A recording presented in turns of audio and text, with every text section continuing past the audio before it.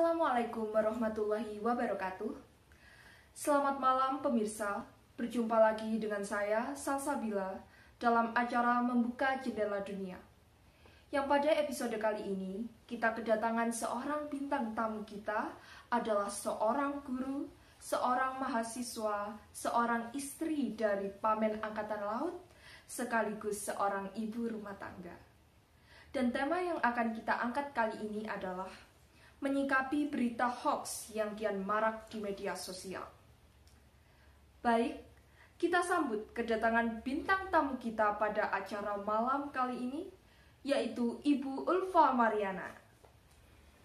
Assalamualaikum Mbak Salsa. Waalaikumsalam. Selamat malam Ibu Ulfa. Selamat malam Mbak Salsa. Bagaimana kabar Ibu hari ini? Alhamdulillah, meskipun dalam kondisi pandemi, saya dan keluarga dalam keadaan sehat walafiat. Apa kesibukan Ibu pada saat ini? Kesibukan saya saat ini yaitu selain sebagai ibu rumah tangga, saya sudah sebagai pendamping suami yang notabene adalah seorang pamen di TNI Angkatan Laut, dan juga saya sebagai seorang tenaga pengajar atau guru di salah satu SD swasta yang ada di Malang. Dan saya juga tercatat sebagai mahasiswi Universitas Terbuka UPJJ Malang, Fakultas Keguruan dan Ilmu Pendidikan, jurusan Bahasa dan Sastra Indonesia. Wah, Ibu Ulfa ini hebat sekali bisa membagi waktunya ya. Baik Ibu, pada malam kali ini kita akan mengangkat tema menyikapi berita hoax yang kian marak di televisi. Menurut pendapat Ibu, apa sih sebenarnya berita hoax itu? Baik Mbak Salsa, menurut pendapat saya berita hoax itu merupakan berita bohong atau berita palsu. Nah, kata hoax itu sendiri menurut seorang ahli filologi dari kebangsaan Inggris ya, yang bernama Robert Nares, itu muncul pada akhir abad 18. Nah, kata hoax itu sendiri itu berasal dari kata hocus yang artinya untuk menipu. Nah, hokus itu sendiri kependekan dari hocus corpus. Hocus corpus yang berarti mantra sihir. Istilah ini sering digunakan oleh para ahli pesulap atau para ahli sihir untuk menyatakan bahwa apa yang dilakukannya itu adalah benar atau nyata. Nah, hokus juga merupakan nama samaran seorang tukang sulap pada masa King James yang saat itu sebagai seorang raja Inggris pada saat itu. Nah, itu Mbak Salsa. Baik Ibu Ulfa, kali ini di mana biasanya berita hoax itu?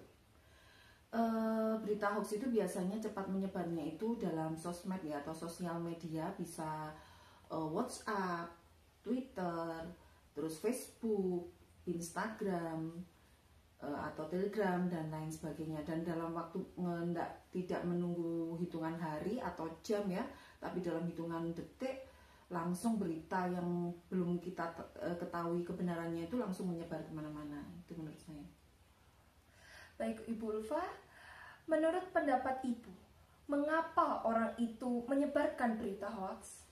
Nah, ini kalau menurut pendapat saya pribadi ya, berita hoax itu, mengapa kok orang itu menyebarkan berita hoax? Ini ada beberapa opini. Yang pertama yaitu orang itu menyebarkan hoax bisa saja karena hanya ingin ketenaran pribadi atau merasa bangga jika mereka itu menyebarkan berita yang pertama kali. Jadi padahal mereka belum tahu berita itu benar tidaknya. Jadi belum dikonfirmasi benar nggak berita ini, tapi langsung mereka buru-buru langsung menyebarkan ke semuanya.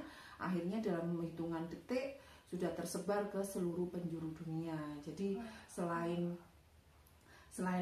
ketenaran atau merasa bangga jika dianggap kalau dia itu menyebarkan berita yang paling pertama itu. Oke Ibu, bagaimana Ibu menyikapi berita hoax ini? Nah, kalau saya secara pribadi ya, terus terang saya itu kalau ada berita yang memang tidak tahu asal usulnya, itu biasanya saya nggak langsung bisa menelan mentah-mentah ya. Saya biasanya itu jadi kita itu seharusnya bisa sebagai filter. Maksudnya filter di sini, jika kita ada sebuah kabar berita, tentunya kita itu akan menyaring mana yang memang patut kita tanggapi dan mana yang enggak. Kalau memang beritanya itu kira-kira tidak jauh dari kata yang memang ini berita bohong, ya sudah tidak usah ditanggapi dan kita tidak usah ikut menyebarkannya. Sebagai contoh gini aja, pada tahun 2012 tepatnya, waktu itu pernah dikabarkan di sosial media bahwa di tanggal 12 bulan 12 2012 itu akan terjadi sesuatu di dunia ini. Tepatnya mereka mengatakan bahwa akan terjadi kiamat. Nah, sedangkan kita sebagai umat Islam atau Muslim khususnya ya, kiamat itu tidak ada orang yang tahu. Tidak ada orang yang tahu dalam arti bahwa kita tuh tanggalnya tidak tahu, kapan terjadinya, terus waktunya kapan, dan tahun berapa itu terjadi, itu tidak ada yang tahu. Dan dalam Al-Quran sendiri juga sudah dijelaskan bahwa tidak ada satupun orang yang tahu kapan kiamat itu terjadi. Dan kiamat itu hanya diketahui lewat tanda-tandanya, dan ada suratnya yang menjelas, surat Al-Quran, surat berapa di Al-Quran itu sudah dijelaskan tanda dan tanda dari kiamat itu. Nah, kita sebagai umat Islam juga pribadi yang memang berpendidikan, tentunya kalau mendapatkan berita yang seperti itu, saya pribadi harus pandai-pandai menyaring. Jadi kita harus pandai bijak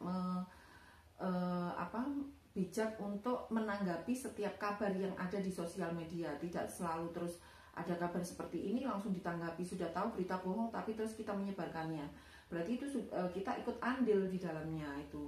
Karena yang saya pikirkan bukan hanya sebatas itu Mbak Salsa, tapi kita dampaknya yang akan kita rasakan itu. Dampaknya apalagi kita sekarang era milenial ya. Jadi teknologi apapun sudah canggih, dalam hitungan pencetan satu pencet aja semua sudah menyebar, padahal kita belum tahu bahwa berita itu benar atau tidak. Nah, kalau benar alhamdulillah, tapi kalau tidak ini ya selain kita menanggung dosanya, yang kedua juga kita akan meresahkan warga dalam arti akhirnya persatuan dan kesatuan kita akan kacau, akhirnya timbul keributan, belum lagi nanti kita berseteru di sosial media. Banyak sekali dampaknya itu yang tentunya membawa efek yang negatif bagi kehidupan kita. Gitu Mbak Salsa. Baik Ibu, ini adalah pertanyaan terakhir dari saya. Mengapa banyak orang yang percaya dengan berita hoax? Nah, ini yang harus kita sikapi juga dengan bijak seperti apa yang telah saya katakan tadi, bahwa kenapa meskipun berita itu hoax ya, tapi orang itu masih percaya saja ya. Karena yang pertama, kita lihat dari background pendidikannya. Biasanya mereka itu baru pertama kali mengenal sosial media, kemudian mereka merasa bangga jika menyebarkan pertama kali. Itu yang pertama, background pendidikannya. Terus yang kedua juga imannya atau intak iman dan takwanya itu kurang.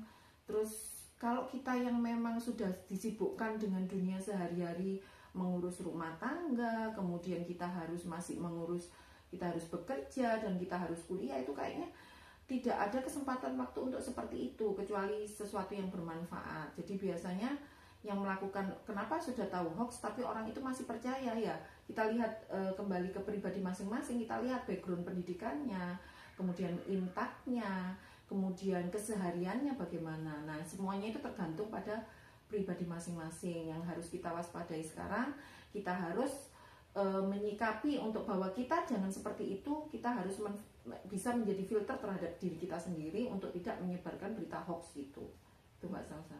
Ya. Baik Ibu Ulfa, terima kasih atas kedatangannya di studio kami. Baik, dapat saya simpulkan dari acara kali ini bahwa berita hoax merupakan berita bohong, dan kita sebagai generasi milenial harus pandai dalam menyaring informasi. Jangan langsung ditelan mentah-mentah apa yang kita dapat dari berita itu. Baik pemirsa, demikianlah wawancara eksklusif pada malam ini bersama Ibu Ulfa dengan tema menyikapi berita hoax yang kian marak di sosial media. Selamat malam dan sampai jumpa di episode mendatang dengan tema yang berbeda.